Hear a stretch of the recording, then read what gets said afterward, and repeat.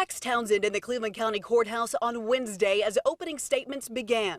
Townsend accused of driving his truck into a group of Moore High School runners in February 2020, killing 16-year-old Yuridia Martinez, 17-year-old Rachel Freeman, and 18-year-old Colby Crum, and injuring 4 others. Townsend charged with 3 counts of second-degree murder, as well as fleeing the scene of an accident. He pleaded not guilty to each count. The state arguing Townsend did not care if he hurt someone and acted with imminently dangerous conduct, saying he had alcohol and THC in his system when his truck plowed into the kids at 77 miles per hour. The state saying, quote, just steps into their run that day, this defendant changed all of their lives forever, comparing the crash scene to a war movie or a horror movie. But the defense argues Townsend was unconscious during the crash. They say he was grieving the death of his own son, who had died in a car accident the day before. The defense saying Townsend drove from Muskogee to Moore that day to plan his son's funeral, and during that trip he drove the speed limit with cell phone towers pinging his route. The crash happening within a mile of his son's home.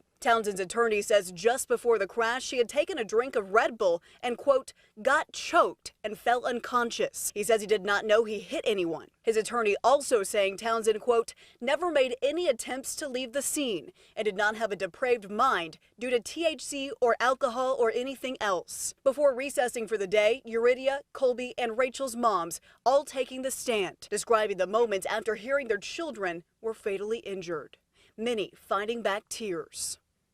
In Norman, Jacqueline Chappell, Oklahoma's News 4.